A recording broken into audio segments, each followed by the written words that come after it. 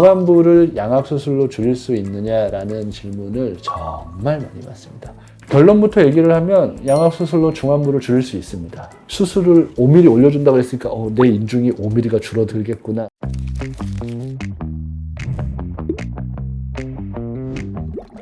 안녕하세요. 서울대학교 구강암면외과 전문의 맥스 구강암면외과 박채봉 원장입니다. 안녕하세요 원장님. 최근에 인터넷에서 저주받은 얼굴형 저주받은 얼굴형 이런 게 좀 사실 화제가 됐는데 그런 얼굴형이라는 게 따로 있어요? 중안부가 너무 길다든지 얼굴이 너무 크다든지 뭘 해도 이쁘기 어렵고 잘생기기 어렵다 이런 식의 얼굴형에 대해서 화제가 됐는데 어떻게 보면 양악으로 수술로 중안면부를 좀 짧게 줄일 수 있을까? 사실 얼굴을 상안부, 중안부, 하안부 이렇게 나누잖아요. 우리가 편의상 일반 언어로 하면 헤어라인부터 그리고 눈썹 가운데 우리가 이제 글라벨라라고 하긴 하는데 요 눈썹 가운데 이렇게 쏙 들어간데 여기가 이제 상안부라고 하고 거기서부터 코와 인중에 여기 딱 여기 각진대 여기는 서브나잘레라 그래가지고 이렇게 그리고 거기서부터 턱끝 멘턴이라는 데까지 편의상 이렇게 세 부로 이제 나누는데 이 상안부는 줄일 수 있는 방법이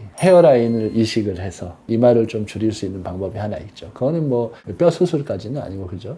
중안부를 흔히 이제 눈썹 사이에서부터 코 바로 비주 딱 아래까지 여기를 이제 얘기를 하는데 중안부를 양악수술로 줄일 수 있느냐라는 질문을 정말 많이 받습니다. 정말 많이 받습니다. 왜 그런 질문을 많이 받을까요? 생각을 해보면 하안부를 양악수술로 줄이는 방식은 너무나 적나라하게 나와 있고 너무 당연하게 이제 할 수 있기 때문에 이견이 없잖아요. 그냥 턱을 줄이면 하안부 줄어드는 거고, 그죠? 여기 자르면 이제 폭도 줄어드는 거. 너무 이제 당연한 얘기니까 하안부 줄일 수 있어요? 라고는 안 물어보는데 중안부를 줄일 수 있어요? 라고는 굉장히 물어보십니다. 제가 생각해서 그 이유가 뭐냐면 중안부라는 개념을 어떻게 이제 잡고 있느냐의 좀 차이인 것 같고 두 번째는 그 줄어드는 양을 이 정도 줄인 거를 줄었다고 얘기할 수 있냐? 없냐의 그 차이인 것 같습니다. 환자분들은 흔히 중안부 줄일 수 있어요? 라고 물어보면서 인중이 줄어들 수 있냐고 물어보시는 분들도 많아요. 사실 처음에 제가 말씀드린 그 범위라면은 인중은 중안부에 들어가는 게 아니라 하안부에 들어가는 거잖아요. 그런데도 이제 인중이 좀 긴데 중안부 줄이고 싶어 해서 막 상담을 하다 보면 결국엔 이 얘기를 하고 있었던 경우가 이제 꽤나 많고 실제로 코 요 밑에까지 이제 중안부라고 하면 이 부분을 줄일 수 있냐 없냐에 대해서 물어보는 분들은 또 따로 계시죠. 결론부터 얘기를 하면 양악수술로 중안부를 줄일 수 있습니다. 얼마만큼 줄일 수 있냐에 대해서는 좀 이견이 있을 수 있는데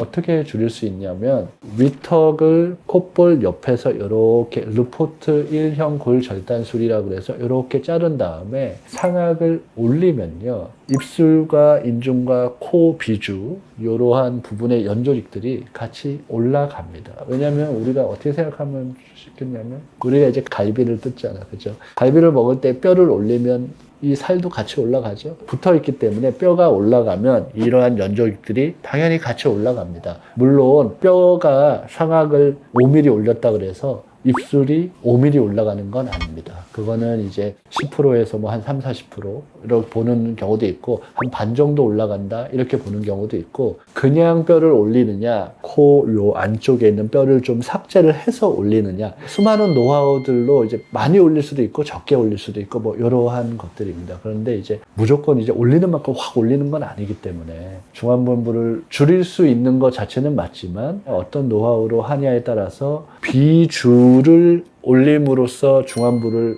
줄이는 건 가능하다. 하지만 그 양에 대해서는 많은 노하우가 있어서 어떻게 하느냐에 따라서 조금 다를 수 있다. 이렇게 정리하면 좋을 것 같습니다. 환자분들이 네네네. 가장 궁금해하시는 네. 게 상악을 몇 미리 줄일 수 있는지 가장 많이 궁금해하시는데 그런 걸 좀 정확하게 알 수 있는지 그리고 또 어떤 분들은 양악수술하면은 인중이 줄어들었다고는 하지만 눈에 보이게 줄어들진 않는다고 이야기하시는 분들이 있어요. 맞아요.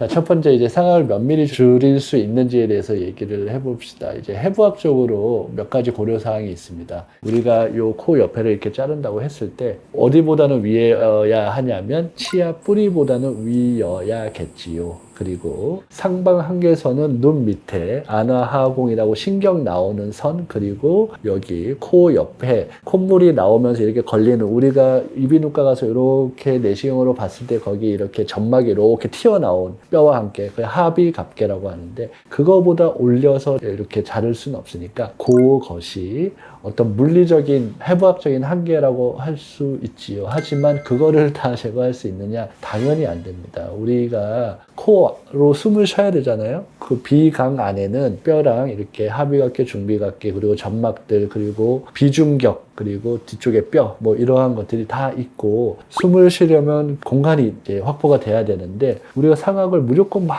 올리면 어떻게 됐어요? 비강 안에 있는 그런 점막들이 완전히 그냥 꽁꽁꽁 뭉쳐버리고, 뼈도 꽁꽁꽁 뭉쳐버리고, 공간도 하나도 안 생기고, 그리고 비중격도 이렇게 찌그러져가지고 한쪽으로 휘어버리고, 이러한 기능적인 엄청난 재난이 일어날 수 있겠죠. 그렇게 물리적으로 그만큼 확보된다고 해서 그만큼 다 줄일 수 있는 건 아니고, 두 번째는 그렇게 줄인다고 했을 때 다른 부분과의 비율이 완전히 깨져서, 밸런스가 깨져서 얼굴이 너무너무 이상해질 수 있어요. 그러니까 기능적으로나 심리적으로나 질문 자체가 몇 미리를 줄일 수 있어요는 조금은 올바른 질문이 아닌 것 같다. 오히려 원장님 저 얼마나 줄이면 이쁠까요? 그게 훨씬 더 합리적인 질문인 것 같습니다. 그러면 이제 내가 얘기해 줄 게 많지. 그리고 두 번째, 상악을 줄인다고 해서 인중이 축소가 원하는 만큼 될까요? 그거는 물론 아닙니다. 5, 6mm 막 줄인다고 인중이 막 5, 6mm 줄어드는 것도 아니고요. 인중이 줄어드나요? 라고 물어보시면 인중이 줄어들 수 있습니다. 상악을 위로 올리면 비주의 끝 부분이 위로 올라가면서 인중에 보이는 부분이 입술과 함께 전체적으로 좀 줄어듭니다. 그리고 이제 입술이 이렇게 말리지 않게 우리가 봉합하는 방식도 뭐 VY라고 하는데, 그런 것도 이제 잘 해주면서 정리를 하면은, 그런 컨트롤을 해주면은 인중이 일부 줄어들 수 있으나, 내가 인중이 엄청 긴데 수술을 5mm 올려준다고 했으니까 내 인중이 5mm가 줄어들겠구나 라고 생각하면 그거는 오산이다. 그러려면은 인중 축소 수술이라는 것도 하고 이제 해야 되는데, 그런 건 또 이제 다른 영역이지만, 그러한 수술 또한 그렇게 뭐 쉬운 수술은 아닌 걸로 알고 있고, 재발도 많이 하는 걸로 알고 있습니다. 단순히 이제 축소를 해서 줄일 수 있다라는 것도 있지만, 비순각이 상악이 너무 앞으로 나와서 이렇게 쭉 펴져 있으신 분들이 있어요. 이렇게 둥그렇게 옆에서 봤을 때 엄청. 그런 분들은 이걸 조금 집어넣으면 비순각이 약간 줄어들면서 원래 이렇게 딱 서 있던 것이 약간 이렇게 좀 되면서 앞에서 봤을 때 상대적인 길이 자체가 조금 줄어드는 방식으로 우리가 수술 계획을 세울 수는 있습니다. 그래서 두 번째 질문이었던 양악수술로 인중을 줄어들게 할 수는 있는데 그 효과가 미미하다라는 말은 맞다고 말씀을 드리고 싶습니다. 요새 중국에서도 그렇고 한국에서도 인중을 그냥 절제를 해서 축소하는 수술도 많이 하던데, 사실 그런 케이스 중에 너무 과도하게 절제해서 뭐 살이 벌어져서 흉이 진다거나 이런 케이스가 있던데, 많아요. 뼈를 좀 절제하고 실제 뼈가 좀 줄어든 상황에서 인중 축소를 조금 한다면은 부작용을 조금 더 줄이면서 축소를 할 수 있을까요? 근데 일단 기본적으로 상악이 밑으로 많이 내려와 있어서 치아 보행량이 많은 환자분들은 굳이 인중 축소를 하지 않기 때문에, 인중 축소라는 것은 보통의 경우에는 치아가 안 보이거나 인중이 길어서 하시는 분들이기 때문에, 양악 수술을 하기 전에 하는 게 좋은지 하고 나서 하는 게 좋은지라고 이제 물어보신다면, 실제로 양악 수술을 통해서 치아를 위로 올릴 것을 예상을 해서 인중을 축소하기는 조금 어렵거든요. 그래서 양악 수술을 하고 나서 입술의 위치와 치아의 위치를 확인을 하고 한 몇 개월이 지난 다음에 자리를 잡아서 어느 정도로 축소해야 치아가 보이겠다는 것이 가늠이 된 다음에 수술을 하는 것이 훨씬 합리적입니다. 인중 축소 수술을 하면 흉이 정말 많이 지시는 분들도 있고 잘 안 보이는 분들도 있고 한데, 그거는 이제 뭐 수술을 하시는 서전의 노하우도 있을 것이지만, 수술 후에 이제 관리를 어떻게 하느냐, 얼마나 안 움직이고 벌어지지 않게 조심했느냐, 이런 것도 하나의 부분일 것 같습니다. 양악 수술하면 코 길이가 바뀐다 안 바뀐다 원장님들마다 의견이 분분하시던데, 그래요? 원장님 생각은 어떠신지 궁금합니다. 저는 이제 정의부터 하는 걸 좋아하기 때문에 말씀을 드리자면, 코를 어떻게 정의하냐에 따라 다릅니다. 우리가 의학적으로 코는 이마뼈랑 코뼈 사이에 이렇게 들어간 부분부터 요 코 팁 있죠? 요 팁까지의 길이를 이제 코의 길이라고 이제 보통 얘기하고, 그 코 팁에서부터 아까 말했던 서브네이절레라고 여기 이렇게 딱 각진 부분, 요까지 여기까지는 이제 비주잖아요. 근데 이제 비주의 끝까지를 코의 길이라고 하면 아까도 말했지만 양악수술을 통해서 상악이 올라갈 때 비주의 끝부분이 위로 올라가면서 전체적으로 코가 좀 줄어드는 것 같은 느낌을 받을 수는 있고 실제로 그거를 다 코라고 하면 코는 줄죠. 하지만 코 팁까지라고 하면 이 부분이 줄지는 않죠. 만약에 이제 이 부분도 준다고 혹시라도 이제 표현을 할 수 있다면 그 이유는 상악이 앞으로 나오면 아까도 말했지만 상대적으로 이렇게 있던 코가 살짝 들리면서 앞에서 봤을 때 절대적 그 길이가 줄어들 수는 있겠죠. 하지만 실제적으로 이 길이 자체가 줄어든 게 아니라 앞에서 봤을 때 이 길이가 줄어들 수는 있죠. 그러니까 실제로 앞에서 사람이 봤을 때는 코가 조금 줄어든 것 같다 느낄 수는 있을 것 같습니다. 그런데 이 코의 길이를 어디로 정의하느냐에 따라서 조금 다를 것 같고 오히려 반대로 이제 양악수술에서 얼굴이 작아지면 코가 커 보인다 이런 환자들이 오히려 더 많죠. 실제로는. 사람들이 상악을 얼마나 올려줄 수 있는지 그걸 올려줄 수 있는 데를 또 화장할 거잖아요. 이걸 만약 지나치게 올렸을 경우에 나타날 수 있는 부작용을 좀 간단하게 설명해 주시죠. 일단 기본적으로 숨이 안 쉬어지겠죠. 그리고 뼈가 이렇게 하면은 그 살들도 따라 올라가서 어느 정도 뭉치면 볼륨감 있어 보이고 조금 괜찮은데 그게 너무 뭉치면 예전에 뭐 보거스라는 영화 보셨는지 모르겠죠. 여기만 이렇게 꽝 돼서 전체 얼굴에서 여기밖에 안 보여요. 그러면 이제 심미적으로도 그렇게 이뻐 보이지 않고 치아를 다쳐서 치아 색깔이 변한다던가 안화신경을 너무 당겨서 수술할 때 그 부분에 이제 감각이 많이 떨어진다던가 그리고 콧물이 질질질질 새 나온다던가 합의갑계나 이런 뼈들을 너무 쳐버리면 그렇고 코 피가 계속 난다던가 그리고 비염이 심해지겠죠. 공기순환이 안 되니까 뭐 그런 여러 가지 것들이 있을 수 있습니다. 과하게 올려서 좋을 거는 크게 없는 것 같아요. 실제로.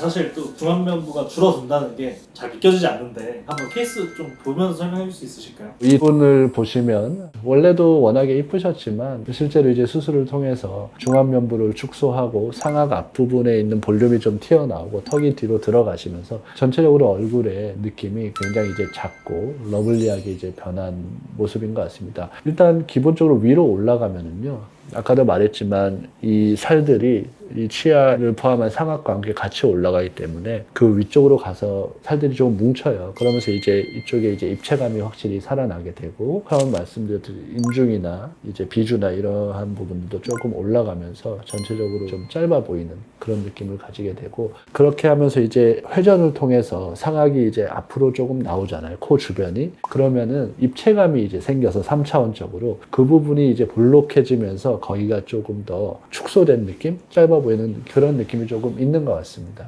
그래서 위에 두 분을 보시면 그런 느낌이 어떤 느낌인지 조금 설명을 해드릴 수 있을 것 같아서 가져와 봤습니다. 수술을 받고 나니까 오히려 중안부가 더 길어 보인다고 말씀하시는 분들이 있는데 그런 건 왜 그런 걸까요? 초반에 이제 얘기를 했던 이제 돌출입 환자들 같은 경우에는 아까도 말했지만 여기는 꺼져 있고 이렇게 이제 되어 있었는데 많이 집어넣잖아요. 그러면은 사실은 이게 이렇게 펴지면서 인중이 펴지는 그런 작용인데 아까도 말했죠. 우리가 중안부를 어디까지 볼 거냐에 따라서는 좀 다른 얘기예요. 사실 인중은 하안부에 속하는 부분이지만 입이 들어가면서 부각되어 있던 아래에 대한 시선이 전체적으로 퍼지면서 평평하게 보이면서 조금 길어 보이는 느낌이 생기는 것 같긴 합니다. 얼굴은 결국 비율의 싸움이에요. 어디가 길고 어디가 짧고 이런 것이 각각이 이제 독립적으로 중요한 게 아니라 전체적인 조화 속에서 비율이 어떻게 되는지가 가장 중요합니다. 그래야 이제 좀 더 세련되고 좀 더 매력적이고 자신만의 브랜드를 나타낼 수 있는 그런 좋은 얼굴이 되는 거죠. 그래서 상담 가셔서 원장님 저 몇 미리 줄일 수 있어요? 라고 묻기보다는 저는 얼마나 줄여야 이쁠까요? 이렇게 묻는 게 좀 더 합리적이라고 생각합니다. 저는 앞으로도 환자분들께 많이 줄이는 병원이 아니고 이쁘게 그리고 비율적으로 조화롭게 어떻게 해야지 할 수 있는지를 항상 고민하고 도움을 드릴 수 있는 구강아간면외과 전문의가 되기 위해서 노력하도록 하겠습니다. 오늘 영상이 좋으셨다면 구독과 좋아요를 부탁드리겠습니다. 지금까지 서울대학교 구강아간면외과 전문의 맥스 구강아간면외과 박재봉 원장이었습니다. 감사합니다.